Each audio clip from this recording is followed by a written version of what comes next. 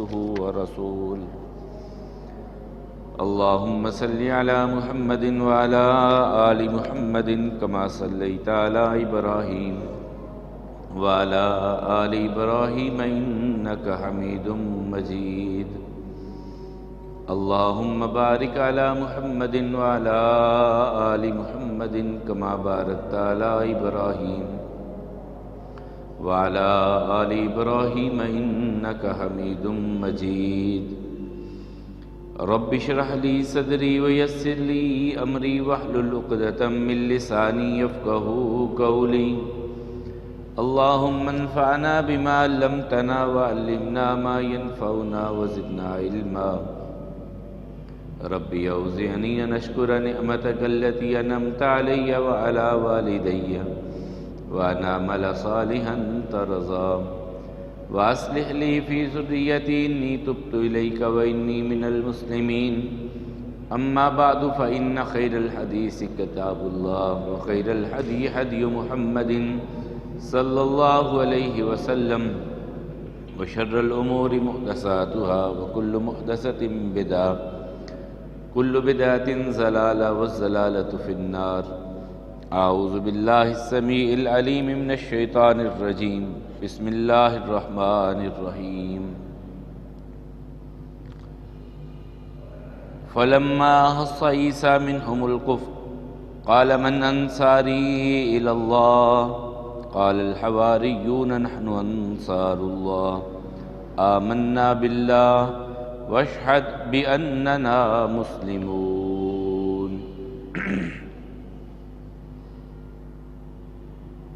اللہ احکم الحاکمین کی بے پناہ حمد و ثنا جو خالق ارض و سما ہے،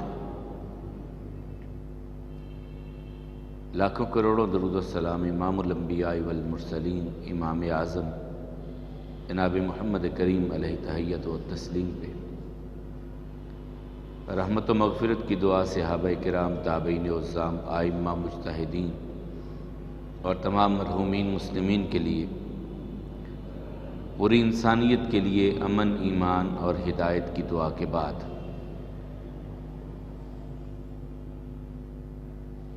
اللہ احکم الحاکمین نے جب ہمارے بابا سیدنا آدم علیہ السلام کو دنیا میں بھیجا تو آدم علیہ السلام کو دنیا میں بھیجتے ہی ایک وعدہ کیا، اما یأتینکم منی ھدی فمن تبع ھدایا، میرے پاس سے ہدایت آئے گی، رہنمائی آئے گی، جو اس ہدایت کی پیروی کرے گا اس کے لیے ڈر خوف ختم ہو جائے گا۔ وہ ہدایت اللہ تعالیٰ نے انبیاء کرام کے ذریعے سے اس کا انتظام کیا۔ ہر قوم میں سے قوم کے سب سے صالح انسان کا انتخاب ہوتا، ان کو نبوت و رسالت کے لیے چنا جاتا اور پھر ان پر ذمہ داری عائد ہوتی کہ اپنی قوم کو، اپنے قبیلے کو، اپنے بھائی بندوں کو اللہ کی توحید کی طرف بلائیں، اللہ کے احکامات ان تک پہنچائیں۔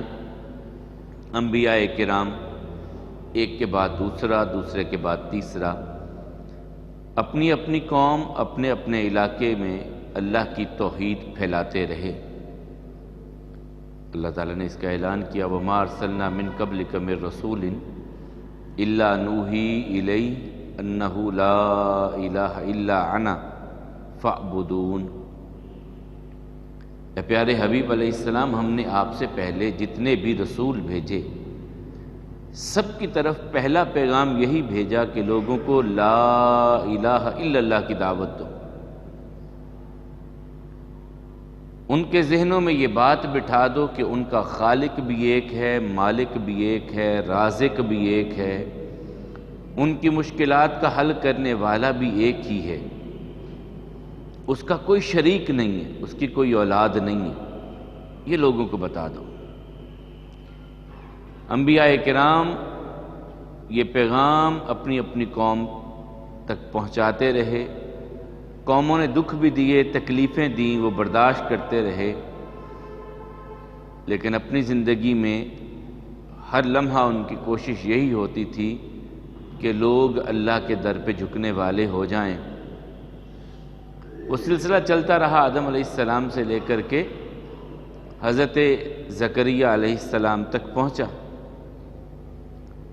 زکریہ علیہ السلام کے مان بعد، جس طرح ہم نے پچھلے جمعہ میں بات کی تھی، اسی وقت میں سیدہ مریم علیہ السلام ہیں، ان کا معاملہ آتا ہے، اور ان کے ساتھ ہی حضرت عیسیٰ اور سیدنا یحییٰ علیہ السلام، یہ اکٹھے ہی 3 نبی ایک ہی وقت میں آگے پیچھے ہیں۔ زکریہ علیہ السلام ان کے بیٹے ہیں، یحییٰ علیہ السلام اور عیسیٰ علیہ السلام ان کی جو ہے وہ سالی کے آگے پوتے ہیں، نواسے ہیں۔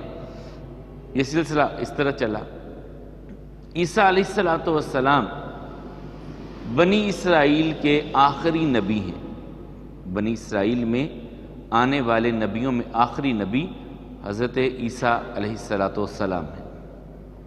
عیسیٰ علیہ السلام کے بارے میں ان کی سب سے بڑی چیز ان کی پیدائش معجزانہ ہے۔ وہ بغیر باپ کے صرف ماں سے پیدا ہوئے، جس کے بارے میں اللہ حکم الحاکمین نے فرمایا ان مثل عیسیٰ عند اللہ کمثل آدم خلقہ من تراب ثم قال لہ کن فیکون۔ عیسیٰ علیہ السلام کی مثال اللہ کے ہاں ایسے ہی ہے جیسے آدم علیہ السلام کی ہے۔ مٹی سے ان کو بنایا اور کہا ہو جا، وہ ہو گئے۔ سیدہ مریم علیہ السلام کا جو ہم نے پچھلے جمعہ میں سنا، فرشتہ آیا اور کہا کہ میں انا رسول ربک لیہب لک غلاما زکیہ، آپ کے رب کی طرف سے پیغام لایا ہوں کہ آپ کو ایک بیٹا دوں۔ بعض لوگ اس پہ کہتے ہیں کہ ہاں جی وہ فرشتہ بھی تو بیٹا دے سکتا ہے نا، اس نے کہا، حالانکہ یہ مغالطہ دیتے ہیں۔ پہلی آیت میں اللہ تعالیٰ کہتے ہیں نے اقرار کروایا میں تیرے رب کا پیغام لے کے آیا ہوں کہ تجھ کو بیٹا دیا جائے گا،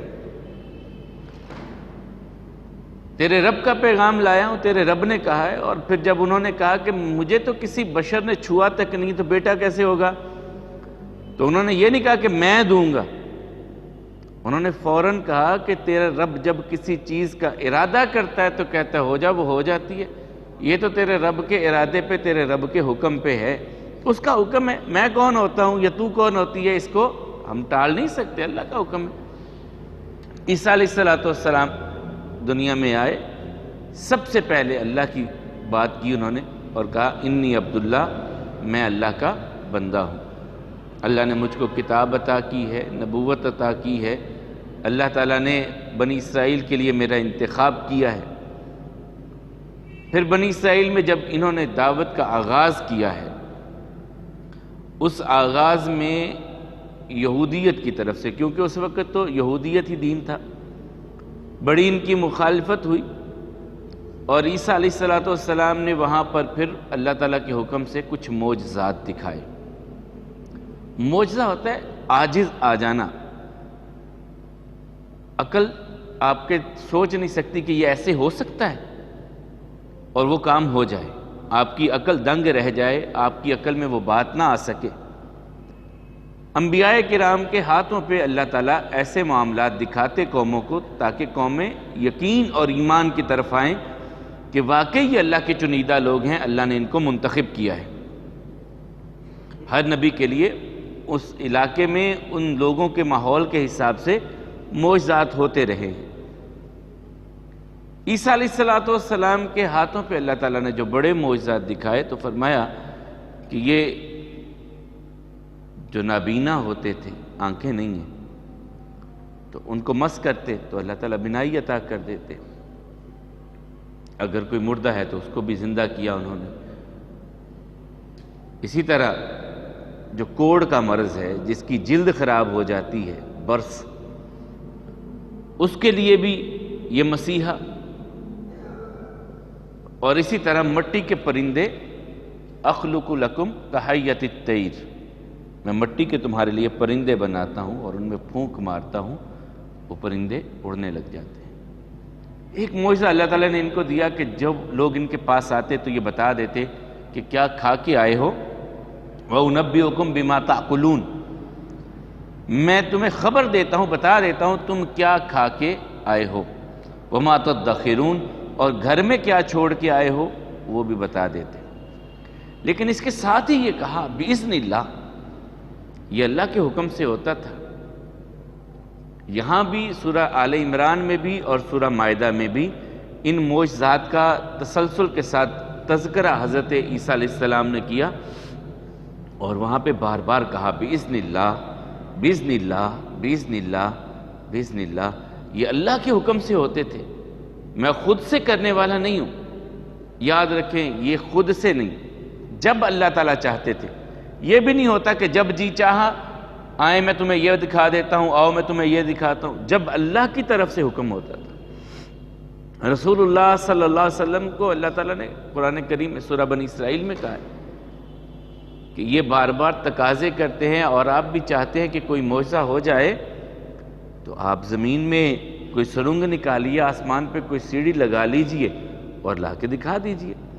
معجزہ تو تبھی دکھایا جائے گا جب ہم چاہیں گے، جب ہماری حکمت ہوگی ہم اس وقت دکھائیں گے۔ یہ جو اکثر کہا جاتا ہے نا کہ فلاں نے یوں کرامت، اور یہ بھی یہاں بات ذہن میں رکھیں، انبیاء کرام کے ہاتھوں پہ جو ایسا کام ہوتا جو آپ کی عقل میں نہیں آتا وہ معجزہ ہے۔ اور اگر کسی جگہ پہ اللہ تعالیٰ اپنے کسی نیک بندے کی عزت رکھ لے، کرم کر دے، اس کے ساتھ کہیں ایسا معاملہ ہو جائے وہ کرامت ہوگی، اسے معجزہ نہیں کہا جائے گا، وہ کرامت کے ضمن میں آئے گا کہ اللہ تعالیٰ نے اس کی تکریم رکھی، کرم کیا، اور یہ اس کے ہاتھوں پہ معاملہ ہوا۔ اس میں وہ بھی پابند ہے جب اللہ چاہیں گے، یہ نہیں ہے کہ وہ جب جی چاہے میں تو آپ کو یوں سیر کروا دوں فلاں جگہ کی، اور ایسے سیر کروا دوں فلاں علاقے کی، یہ چیز لا کے کھلا دوں اور یہ کروں، یہ نہیں ہوتا۔ یہ ساری شعبدہ بازیاں ہیں، یہ جادو ہوگا، کچھ اور ہوگا، کچھ اور ہوگا، یہ کرامت نہیں ہوگی۔ کرامت میں بھی وہ اللہ کے محتاج ہیں، اور اللہ جب چاہے گا، یہ نہیں ہے کہ جب وہ چاہیں گے، جب وہ انسان چاہے گا تب ہوتا ہے، جب اللہ چاہتے تب ہوتا ہے۔ تو عیسیٰ علیہ السلام نے جب یہ سارے معاملات ہوتے گئے، قوم کو اللہ کی طرف بلاتے رہے، یہودیت نے ان کی بہت زیادہ مخالفت کی، بہت کم لوگ ان پر ایمان لانے والوں میں 12 کے قریب ان کے حواریین تھے۔ یہ ایک گاؤں سے دوسرے گاؤں، دوسرے گاؤں سے تیسرے چوتھے، بہت زیادہ گھوم پھر کے یہ تبلیغ کرتے تھے عیسیٰ علیہ السلام، اسی لیے انہیں مسیح کہا جاتا ہے۔ بہت زیادہ چلنے پھرنے والے، آنے جانے والے، بہت زیادہ تبلیغ ایک بستی سے دوسری بستی کی طرف کرنے والے، سیاحت کرنے والے۔ قوم مخالفت کرتی گئی، اللہ کی توحید پھیلاتے رہے۔ وہاں پہ آ کر کے جب قوم کے ان اجارہ دار مذہبی پیشواؤں نے دیکھا کہ اگر عیسیٰ علیہ السلام کی تبلیغ عام ہو گئی تو ہمارے جو چکر چل رہے ہیں، جن کی وجہ سے ہمارے پیٹ پلتے ہیں، ہماری اولادیں پلتی ہیں، معاملہ خراب ہو جائے گا، تو انہوں نے عیسیٰ علیہ السلام کی مخالفت شروع کی، اور اس مخالفت میں اس حد تک چلے گئے کہ انہوں نے حکومت تک بات لے گئے، اور عیسیٰ علیہ السلام کی گرفتاری کے معاملات میں بہت آگے کے معاملات ہوئے۔ عیسیٰ علیہ السلام کو بھی پتہ چلا، فلما احس عیسیٰ منہم الکفر، اب عیسیٰ علیہ السلام نے دیکھ لیا کہ ان کا کفر واضح ہے اور میرے خلاف یہ تدبیریں کر رہے ہیں، تو اس وقت سیدنا عیسیٰ علیہ السلام نے اپنے حواریین سے، اپنے شاگردوں سے کہا، من انصاری اللہ، کون میرا مددگار بنے گا اللہ کے لیے، کون مددگار بنے گا؟ اب ان کے شاگردوں نے کہا، نحن انصار اللہ، ہم اللہ کے مددگار بنیں گے۔ اگر آپ کو کچھ ہوتا ہے، آپ کے بارے میں کچھ ہوتا ہے، تو ہم اللہ کے دین کو انسانیت تک پہنچائیں گے، اللہ کے پیغام کو انسانوں تک ہم پہنچائیں گے، ہم ذمہ داری لیتے ہیں۔ اسی لیے اللہ تعالیٰ نے بڑی توصیف کی، بڑی ان کی یہ خوبی بیان کی ہے۔ آگے ہم جا کے سورہ صف میں اس کا تذکرہ کیا اللہ تعالیٰ نے، یا ایھا الذین آمنوا کونوا انصار اللہ، اہل ایمان تم بھی اس طرح کے بنو اللہ کے مددگار جس طرح کے عیسیٰ علیہ السلام کے حواریین نے کہا تھا کہ ہم مددگار ہیں، تم بھی ویسے بنو، تم بھی اسی طرح ذمہ داری اٹھاؤ کہ ہم اللہ کے دین کی تبلیغ ہم کریں گے، ہم پہنچائیں گے اللہ کا دین۔ اب عیسیٰ علیہ السلام کی گرفتاری کے لیے جب معاملہ بڑا ہے تو عیسیٰ علیہ السلام ایک باغ میں تھے، وہاں پر ان کا گھیراؤ کیا گیا کہ انہیں گرفتار کیا جائے اور ان کے خلاف مقدمہ چلایا جائے عیسیٰ علیہ السلام کے متعلق۔ تو سیدنا عیسیٰ علیہ السلام کے بارے میں یہودیت اور عیسائیت یہ کہتی کہ انہیں گرفتار کر لیا گیا۔ ان کے کسی اپنے ہی ماننے والے نے مخبری کر دی کہ فلاں گھر میں عیسیٰ علیہ السلام چھپے ہوئے ہیں۔ پولیس آئی، اس نے آ کر کے عیسیٰ علیہ السلام کو گرفتار کر لیا، ان پر مقدمہ چلا عدالت میں اور عیسیٰ علیہ السلام کو پھانسی کی سزا سنا دی گئی۔ اور پھر سیدنا عیسیٰ علیہ السلام کو باہر لایا گیا کھلے میدان میں، وہاں پہ ایک ڈاکو تھا اور ایک اور تھا، ان کے درمیان میں ان کو پھانسی دی گئی جمعہ کے دن۔ اس کی یہ پھر ایک عید مناتے ہیں جسے کہتے ہیں گڈ فرائیڈے، ایسٹر سے پہلے 2 دن ہوتا ہے گڈ فرائیڈے۔ یہ عیسیٰ علیہ السلام کی پھانسی کا دن عیسائی مناتے ہیں کہ اس دن ان کو پھانسی دی گئی تھی۔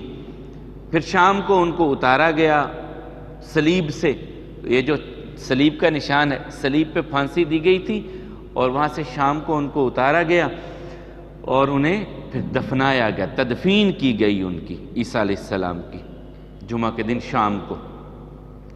جمعہ کی وہ رات گزری، اگلا دن گزرا، اگلے دن جب ان کے شاگرد وہاں پہ آئے تو قبر کھلی ہوئی تھی اور وہاں پہ عیسیٰ علیہ السلام کا جسد خاکی موجود نہیں تھا۔ کہتے کہ وہ آسمان پہ اللہ تعالیٰ کے پاس چلے گی، اپنے باپ کے پاس چلے گی۔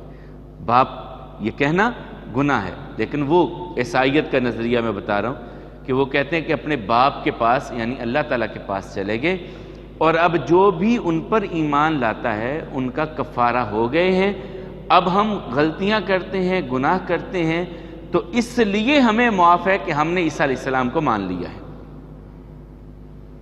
یہ ہے کفارۃ المسیح کا ایک عقیدہ پھر ان کا۔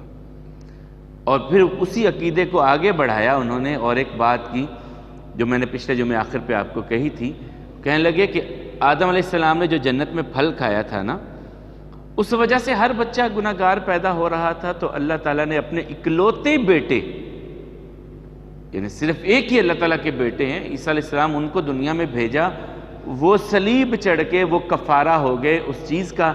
اب ہم جو بھی کوئی گناہ کر لیں گے تو ہمیں اس کا مواخذہ، اس کے بارے میں پوچھ پرتیت تفتیش نہیں ہوگی، اس کے بارے میں اللہ تعالیٰ ہمیں سزا نہیں دیں گے۔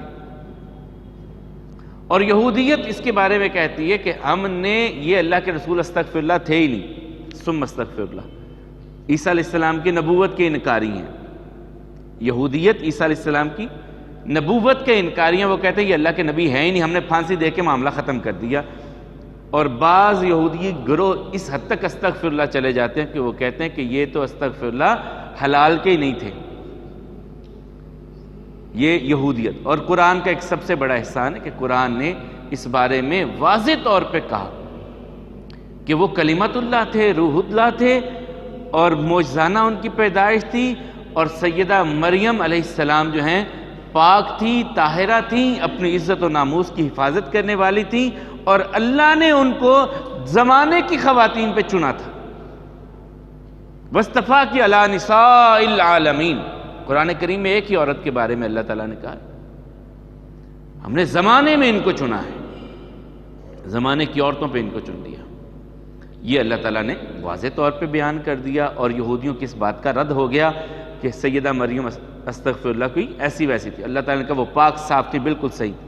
اب عیسائیت کا نظریہ دوسرا آ گیا، انہوں نے کہا کہ نہیں یہ اللہ کے بیٹے ہیں، اور انہیں صلیب دے دیا گیا، اور صلیب دیے جانے کے بعد یہ قبر میں تدفین کی گئی، اور قبر سے پھر یہ آسمان پہ گئے۔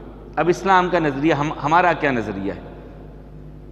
ہمارا نظریہ جو قرآن کریم میں اللہ تعالیٰ نے بیان کیا ہے وہ یہ ہے، اللہ حکم الحاکمین فرماتے ہیں وَمَا قَتَلُوهُ، یہودیوں نے عیسیٰ علیہ السلام کو نہیں قتل کیا، پھر وہ تو صلیب کا بھی کہتے ہیں، اللہ تعالیٰ کہتے ہیں وما صلبو، صلیب نہیں دیا، دونوں کا رد کر دیا، نہ قتل کیا نہ صلیب دیا۔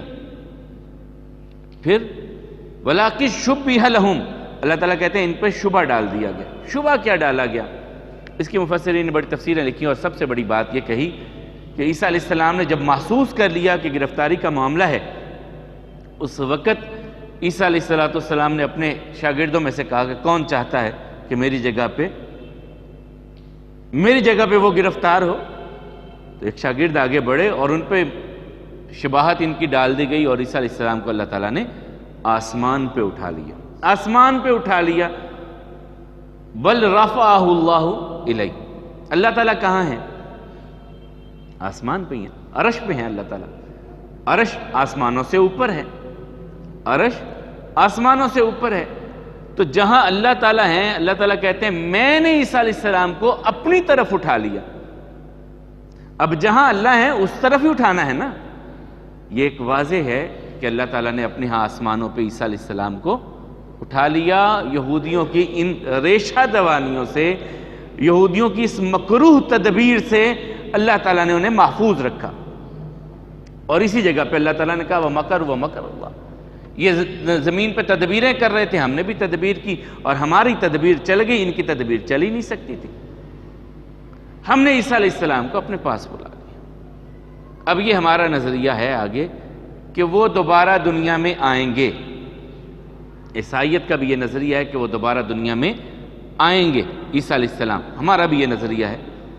ہمارے نظریے کی بنیاد صحیح بخاری اور مسلم کی وہ حدیث ہے جو محمد رسول اللہ صلی اللہ علیہ وسلم نے بیان فرمائی، اور آقا کریم علیہ السلام کی بات ویسے ہی پکی سچی، لیکن یہاں پہ قسم اٹھا کے کہا والذی نفسی بیدہ، مجھے اس ذات کی قسم جس کے ہاتھ میں محمد صلی اللہ علیہ وسلم کی جان ہے، جس کے ہاتھ میں لیوشکن فیکم، ضرور اتریں گے تم میں عیسی ابن مریم، عیسیٰ مریم کے بیٹے تم میں ضرور نازل ہوں گے۔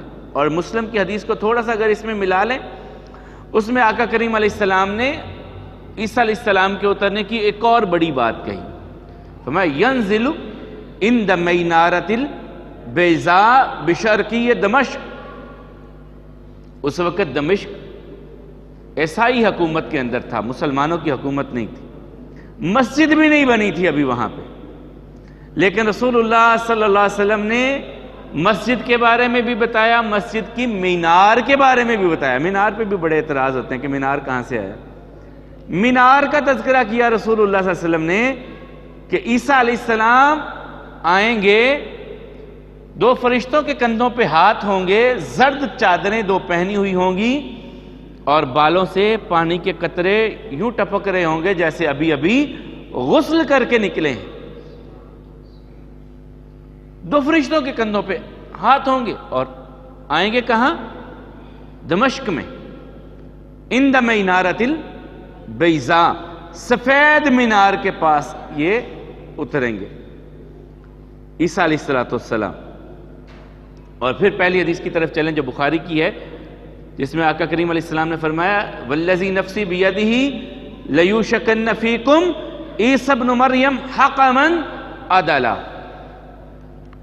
وہ حاکم بن کے آئیں گے، عدل کریں گے، انصاف کریں گے۔ یقتل الخنزیر، خنزیر کو قتل کیا جائے گا، ویکسر الصلیب، صلیب کو توڑا جائے گا، ویضع الجزیہ، جزیہ معاف کر دیا جائے گا، اور زمین پہ امن ہوگا، سکون ہوگا، عدل ہوگا، انصاف ہوگا، اور زمین کو عدل و انصاف سے عیسیٰ علیہ السلام بھر دیں گے، جس طرح کہ پہلے ظلم کے ساتھ زمین بھر چکی ہوگی، ناانصافی ہی ناانصافی ہوگی، ظلم ہی ظلم ہوگا۔ جب عیسیٰ علیہ السلام آئیں گے زمین پہ عدل کا نظام قائم کریں گے، حاکم ہوں گے، عدل کریں گے۔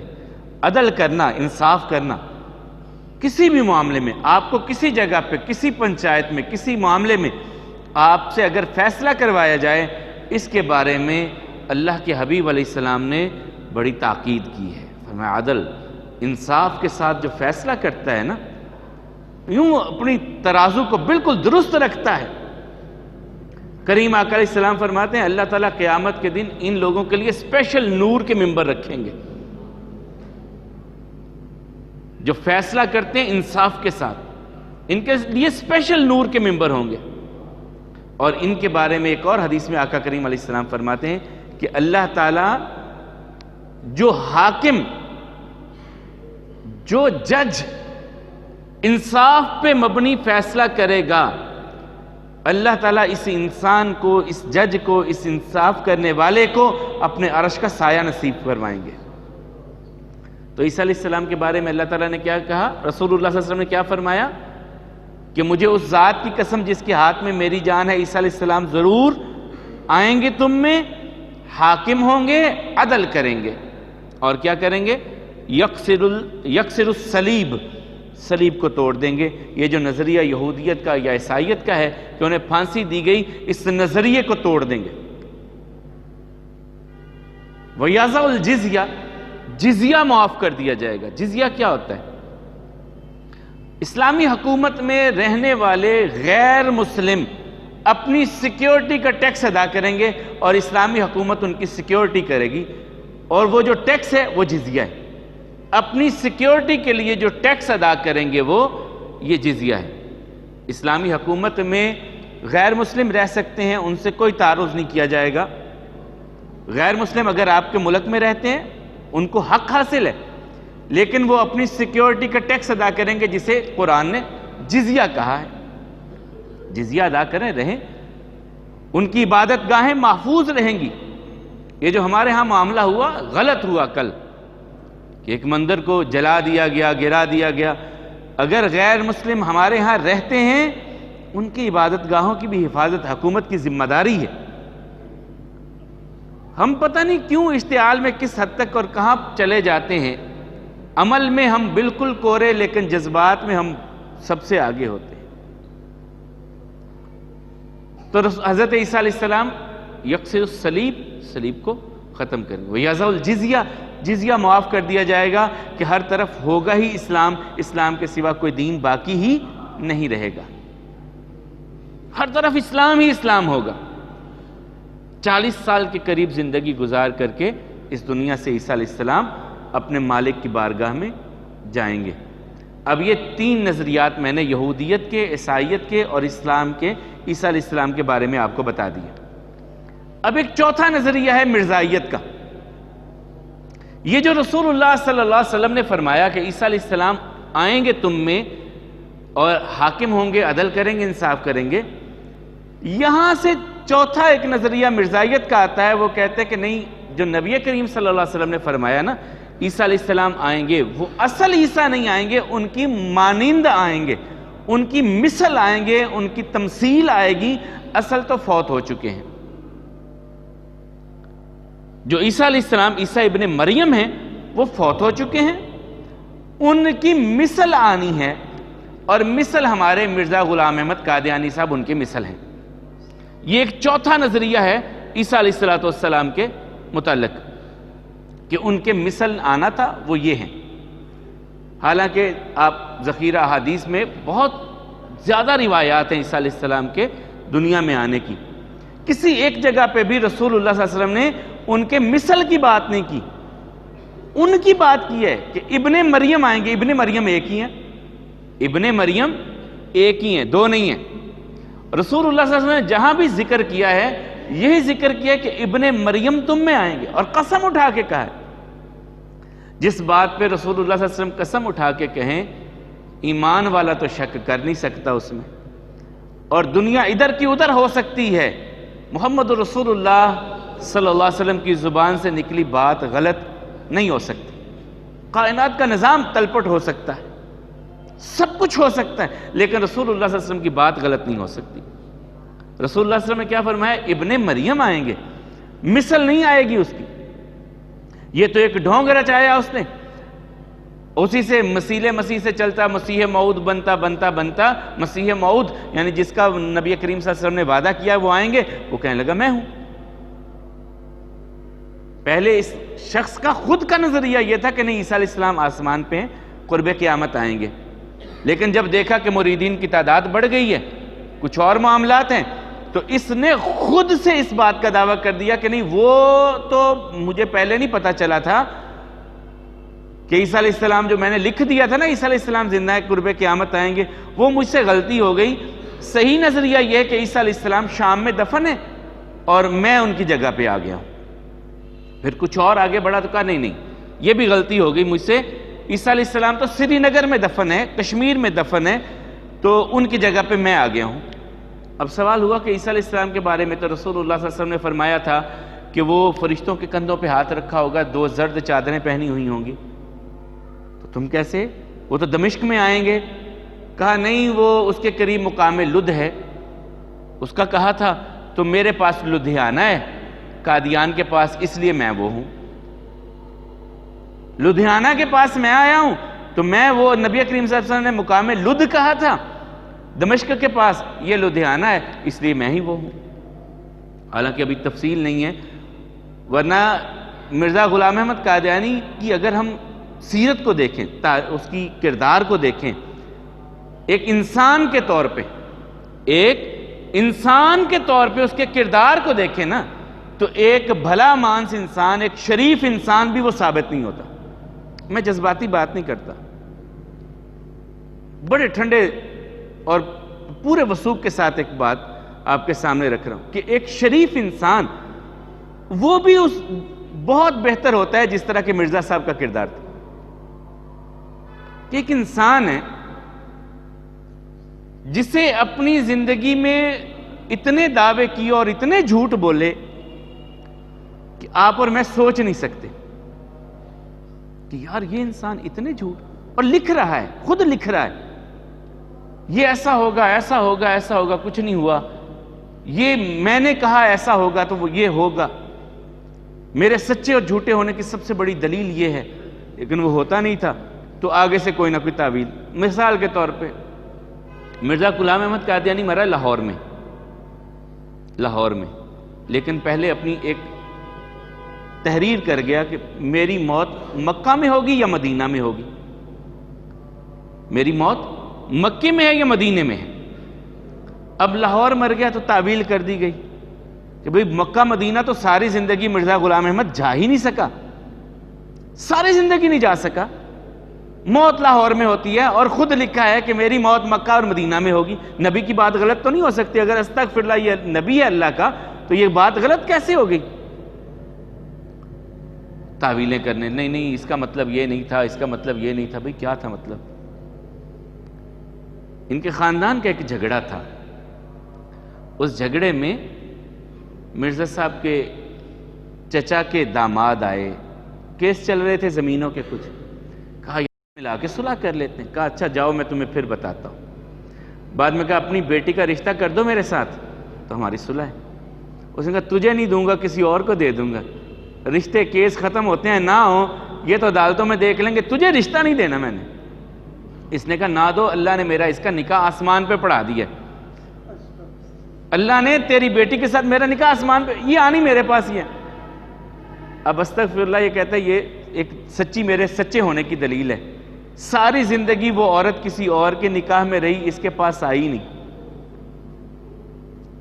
اس کے پاس ساری زندگی، اور یہ 8 میں مر گیا، وہ 52 میں آ کے لاہور میں فوت ہوئی ہے،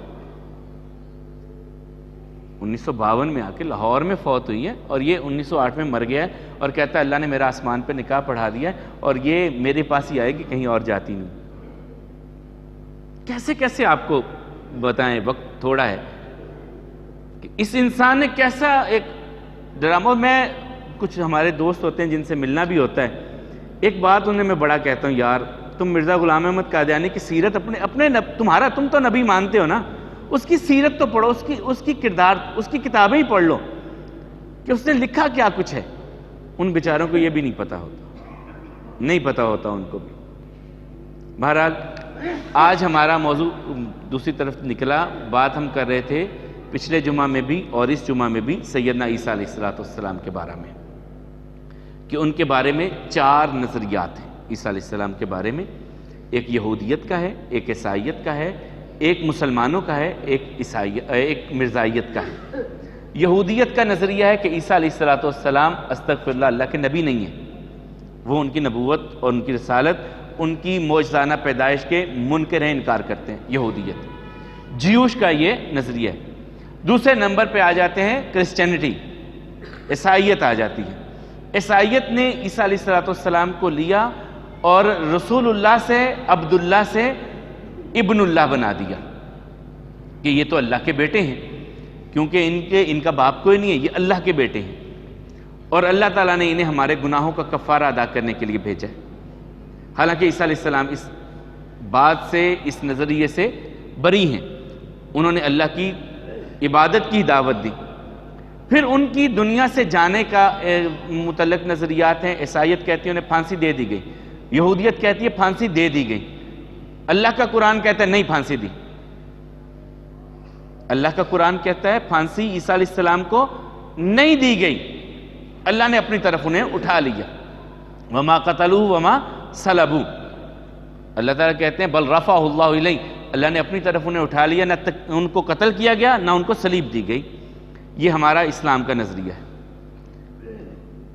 پھر آگے ہمارا اسلام کا نظریہ ہے کہ قرب قیامت وہ دنیا میں آئیں گے، عیسیٰ علیہ السلام جہاد کریں گے، زمین پہ اسلامی اسٹیٹ قائم ہوگی، اور اس اسلامی اسٹیٹ میں عدل ہوگا، انصاف ہوگا، پوری دنیا پہ پوری انسانیت کو دین اسلام کی نعمت میسر آئے گی۔ یہ اسلام کا نظریہ ہے۔ اسلام کا نظریہ وہ کلمت اللہ ہیں، روح اللہ ہیں، وہ عبداللہ ہیں، وہ رسول اللہ ہیں۔ اللہ نے ان کو کتاب عطا کی، ان کی والدہ پاک دامن تھیں، اور یہ ان کی پیدائش معجزانہ ہے۔ یہ اسلام کا نظریہ ہے۔ اور قرب قیامت آئیں گے، یہ رسول اللہ صلی اللہ علیہ وسلم نے قسم اٹھا کر کے کہا، اور ان کے آنے کی بہت ساری تفصیل ہے، پھر کبھی انشاءاللہ اس پہ ہم بات کریں گے۔ یہ نظریے تھے صحیح نظریہ اسلام کا، کہ عیسیٰ علیہ السلام کو اللہ کا بندہ، اللہ کا رسول تسلیم کرنا، عیسیٰ علیہ السلام کی پیدائش معجزانہ تسلیم کرنا، عیسیٰ علیہ السلام کا دوبارہ دنیا میں آنا، یہ عقیدہ رکھنا، رسول اللہ صلی اللہ علیہ وسلم کی احادیث مبارکہ جو ان کے بارے میں بیان ہوئی ہیں ان پہ یقین اور ایمان رکھنا، یہ ہمارا نظریہ ہونا چاہیے۔ اللہ احکم الحاکمین ہم سب کو اپنے پاک کلام کا فہم نصیب فرمائیں، ہم سب کو وہ نظریہ، وہ عقیدہ اپنانے کی توفیق عطا فرمائیں جو عقیدہ اور نظریہ محمد رسول اللہ صلی اللہ علیہ وسلم انسانیت کو دے کر کے گئے، وہ نظریہ، وہ عقیدہ اللہ ہم سب کو اپنانے کی توفیق عطا فرمائے۔ مالک و مولا شرک کی غلاظتوں سے ہم سب کی حفاظت فرمائیں۔ اللہ احکم الحاکمین دکھیاروں کے دکھوں کو دور فرمائیں، حاجت مندوں کی حاجتوں کو پورا فرمائیں، جو ہمارے بہن بھائی مقروض ہیں اللہ تعالیٰ ان کے لیے آسانیاں پیدا فرمائے، جو رزق کے بارے میں تنگی کا شکار ہیں اللہ تعالیٰ ان سب کو حلال، طیب اور وافر رزق نصیب فرمائے۔ مالک و مولا بے اولادوں کو نیک صالح اولاد عطا فرمائیں، جن کی اولاد ہے والدین کی آنکھوں کی ٹھنڈک اللہ تعالیٰ انہیں بنائیں۔ جتنے مسلمان بیمار ہیں گھروں میں، ہسپتالوں میں، ان کے امراض روحانی ہیں یا جسمانی، اللہ احکم الحاکمین ان سب کو شفائے کامل عاجل نصیب فرمائیں، ان کی بیماریوں کو ان کے گناہوں کا کفارہ بنائیں۔ اور جو مسلمان ہمارے بہن بھائی دوست رشتہ دار عزیز و اقارب میں سے اس دنیا کو چھوڑ کے اپنے مالک حقیقی کی بارگاہ میں پہنچ چکے، خاص طور پہ ہمارے بھائی ہیں حاجی ثناء اللہ صاحب، ان کی ہمشیرہ کا پرسوں انتقال ترسوں ہوا، ان کے لیے، تمام مسلمانوں کے لیے جو اس دنیا کو چھوڑ کے اپنے مالک کی بارگاہ میں گئے، ان سب کے لیے دعا کیجیے اللہ ان سب کی اگلی منزلیں آسان کر دے، ان کی نیکیوں کو اللہ قبول فرمائے، ان سب کی کمیوں کوتاہیوں سے درگزر فرمائے، سب کی قبروں کو جنت کا باغیچہ بنائے۔ اللہ احکم الحاکمین ہم سب کے گھروں پہ اپنی رحمتیں نازل فرمائے، عزت والی زندگی ہم سب کو عطا فرمائے، صحت اور ایمان والی زندگی اللہ احکم الحاکمین ہم سب کو عطا فرمائے۔ اقول قولی ھذا والحمد للہ، استغفر اللہ لی ولکم ولسائر المسلمین۔